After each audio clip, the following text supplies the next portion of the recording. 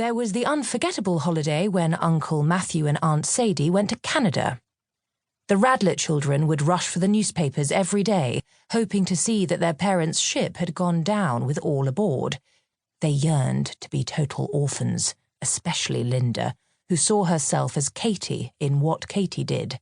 The reins of the household gathered into small but capable hands. The ship met with no iceberg and weathered the Atlantic storms, but meanwhile we had a wonderful holiday, free from rules. But the Christmas I remember most clearly of all was when I was 14 and Aunt Emily became engaged. Aunt Emily was Aunt Sadie's sister, and she had brought me up from babyhood, my own mother, their youngest sister, having felt herself too beautiful and too gay to be burdened with a child at the age of 19.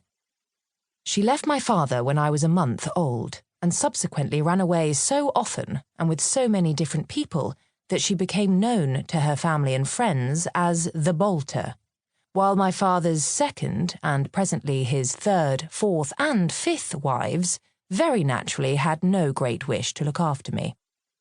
Occasionally one of these impetuous parents would appear like a rocket, casting an unnatural glow upon my horizon.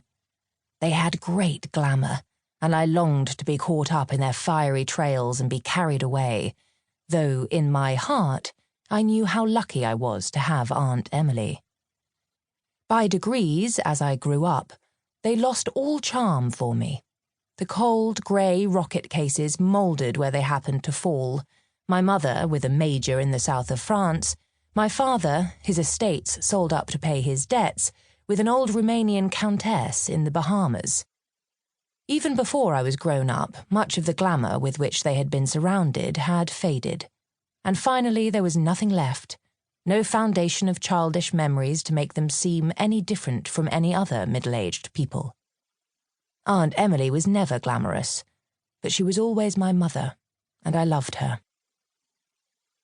At the time of which I write, however, I was at an age when the least imaginative child supposes itself to be a changeling, a princess of Indian blood, Joan of Arc, or the future Empress of Russia. I hankered after my parents, put on an idiotic face which was intended to convey mingled suffering and pride when their names were mentioned, and thought of them as engulfed in deep, romantic, deadly sin. Linda and I were very much preoccupied with sin, and our great hero was Oscar Wilde. But what did he do? I asked Far once, and he roared at me. Goodness, it was terrifying. He said, "If you mention that sewer's name again in this house, I'll thrash you, do you hear, damn you?"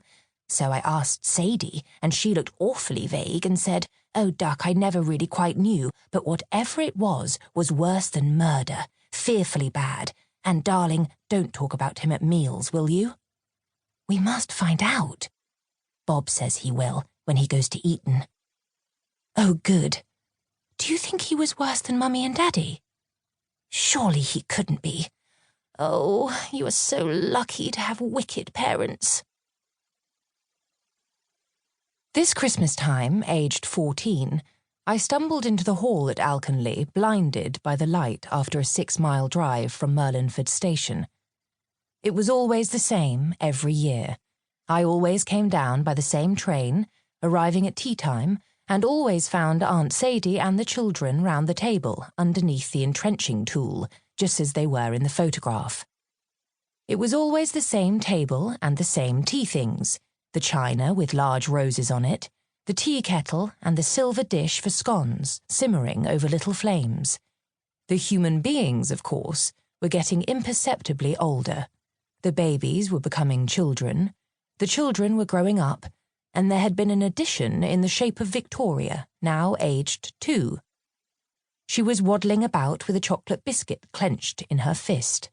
Her face was smothered in chocolate and was a horrible sight, and through the sticky mask shone unmistakably the blue of 2 steady Radlett eyes. There was a tremendous scraping of chairs as I came in, and a pack of Radletts hurled themselves upon me, with the intensity and almost the ferocity of a pack of hounds hurling itself upon a fox. All except Linda.